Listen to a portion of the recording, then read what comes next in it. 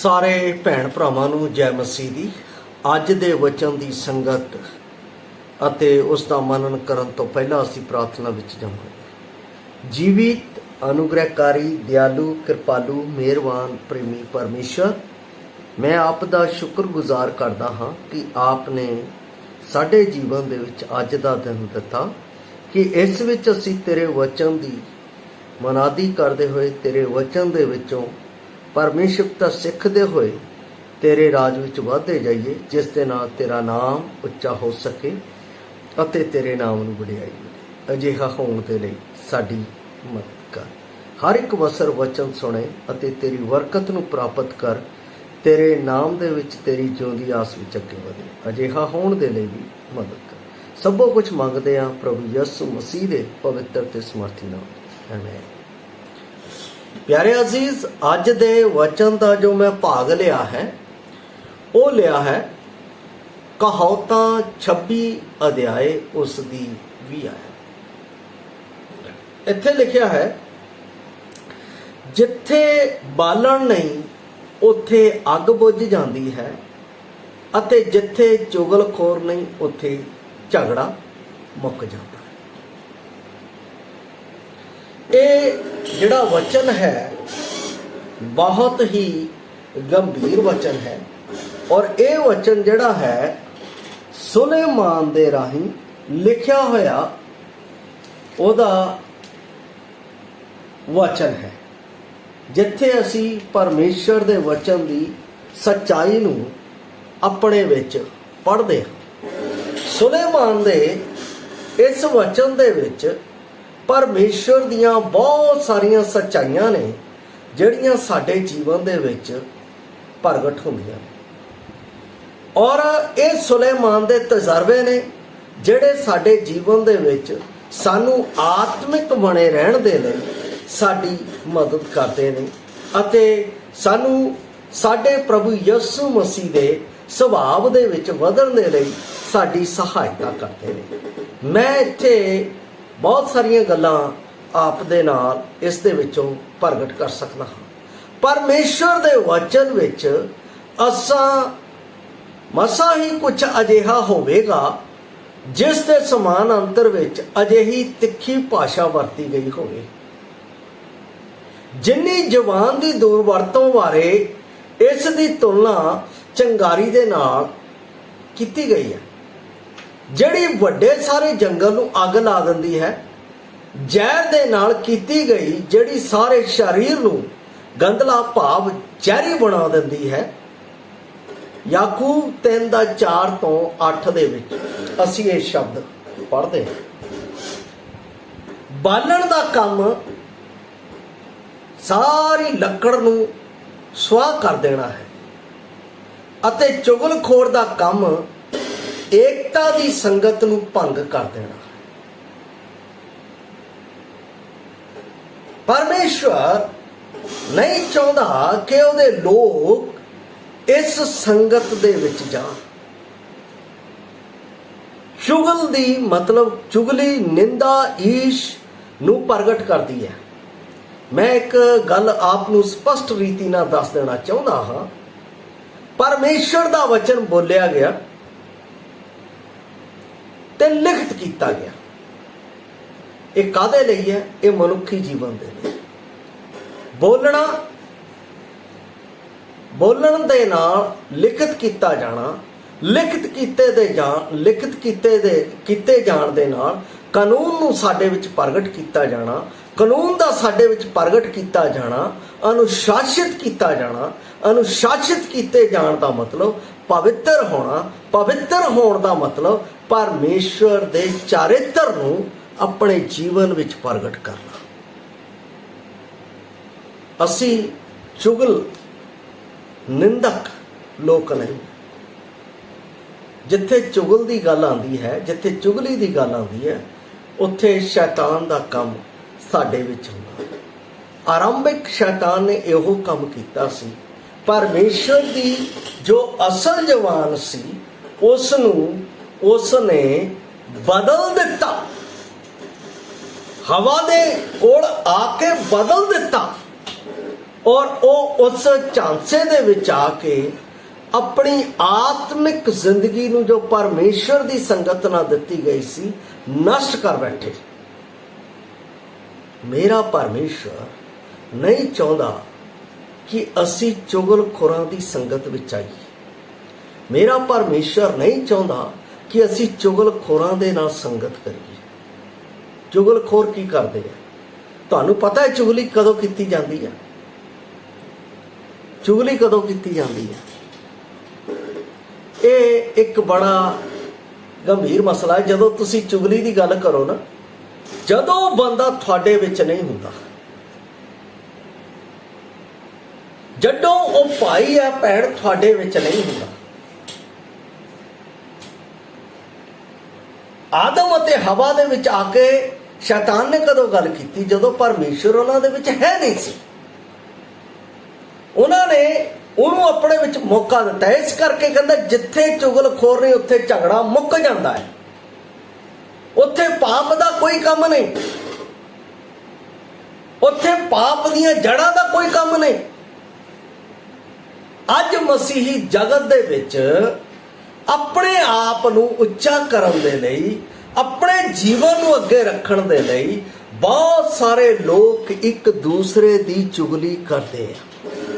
और जदों चुगली करते हो इस तरीके ना करते हैं कि मैं थोड़े लिए बहुत कुछ सोच रहा, चंगा सोच रहा, जबकि ये चंगी गल नहीं।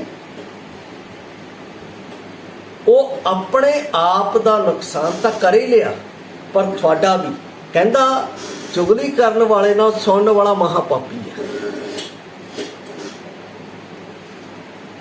जिवें बाइबल दे विच लिखिया है, भीख मंगण वाले नालों भीख देण वाला महापापी है, क्योंकि वो उन्हें आलसी बना रहा।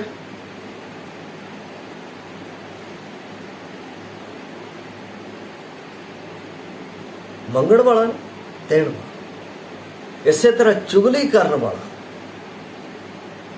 मेरे प्यारे असीस, इत्थे सुलेमान इस तत्त नूं समझ गया सी, क्योंकि उसदियां 700 राणियां, 300 राणियां 700 रखेलियां, ते उन्हां दीयां गल्लां दिन रात सुनदा सी अते उहदे कंन पक गए होण। उन्हें जगह जगह मंदिर बना दिते, जगह जगह अपना उन्हां दी पूजा शुरू करवा दी। ये परमेश्वर दे लई घृणित काम सी, घृणित। प्रभु दे अगे प्रार्थना करो, प्रभु मेरी जबान तेरी भक्ति दी जबान बने, मेरी ये जबान तेरे प्यार दी मतलब कि जबान बने, मेरी ये जबान दूसरियां दा भले दा कारण बने, मेरी ये जबान दूसरियां दे अगे उन्हां नूं उच्चा करन दा कारण बने, मेरी ये जबान किसे दा विनाश दा कारण ना बने। बाइबल दे विच प्रभु यीशु मसीह ने विश्वासियों नूं आशीष देने वाला बनाया है, शराप देने वाला, क्योंकि उन्हें कहा जब कोई तुहानूं सतावे तां तुसीं उन्हां लई प्रार्थना करनी। ते असीं उन्हां दा बुरा चाहुंदे, उन्हां दा बुरा करना चाहुंदे। बाइबल सानूं ये नहीं सिखाउंदी है।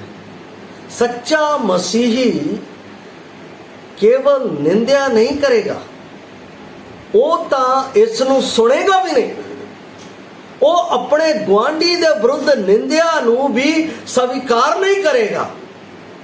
जबूर 15:3 विच लिखिया है,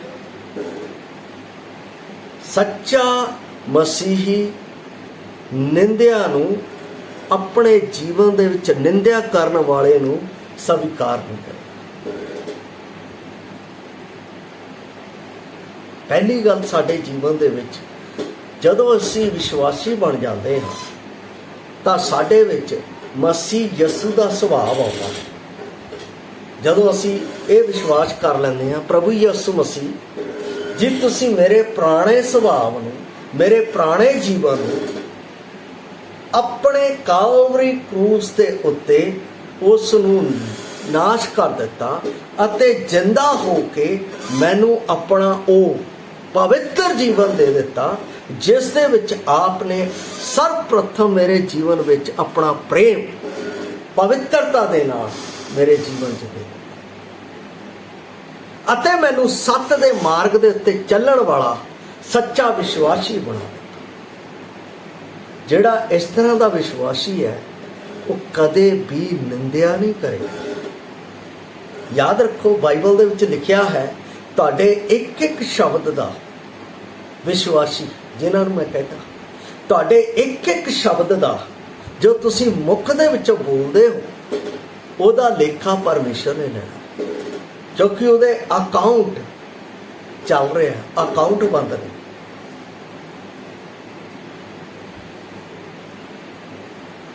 मैं तुहानूं एक अच्छी चीज़ देना चाहुंदा, मैं तुहानूं एक सुंदर परमेश्वर दा प्रेम दा संदेश देना चाहुंदा, मैं तुहानूं ईर्ष्या ते निंदिया नहीं देना चाहुंदा। अज भी मैं कलीसिया दे विच परमेश्वर दे प्रेम बारे दस्सिया कि तुसी परमेश्वर दा वो अलौकिक प्रेम जिहड़ा परमेश्वर पुत्र ने मेरे लिए कालवरी क्रूस के उत्ते प्रगट किया। असी बुरे सन, साडे विच कोई चंगी चीज़ नहीं सी, असी गंदियां गालां कढ़दे सी, असी महाव्यभिचारी सी, पर उस परमेश्वर ने मेरे उस सारे पाप नूं कालवरी क्रूस के उत्ते अपने लहू डोल के मैनूं शुद्ध कर दिता। फिर भी जे मैं ओह सुभाव अपने विच रखदा हाँ, फिर भी मैं जे ओह काम करदा निंदा चुगली वाले, तो बाइबल कहती है तुसी की कर रहे हो। मैं उसनूं आप दे लई पढ़ना चाहुंदा, इब्रानियां दी पुस्तक उसदा 6 अध्याय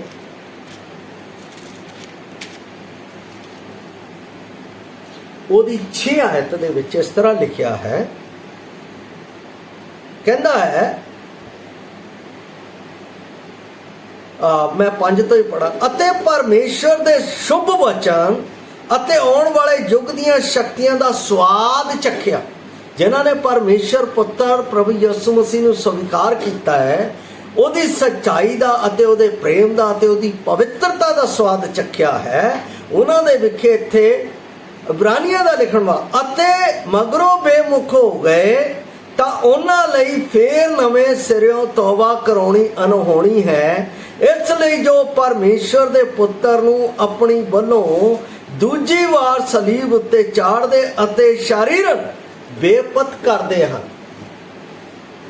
सानू मसीह ने अपने प्रेम नाल चुन लिया है, सानू ईश निंदा लई नहीं चुनिया, सानू परमेश्वर दी भगती दे लई, सानू परमेश्वर दे प्रेम नूं फैलाउण दे लई, सानू सच दा राह दिखाउण दे लई, सानू परमेश्वर दी पवित्रता अपने जीवन विच प्रगट करन दे लई चुनिया है। जे असीं ये काम नहीं कर रहे हां तां आई एम नॉट बिलीवर, मैं विश्वासी नहीं हाँ। फिर मैं विश्वासी हाँ, मेरे विच मसीह दा सुभाव प्रगट होना चाहिए, जिवें पौलुस फिलिप्पियां 2:5 दे विच लिखदा है, तुहाडा ओ सुभाव होवे जो मसीह यसू दा भी सी। पाणी दसदी है असीं उस दे विरुद्ध कोई काम ना करिए,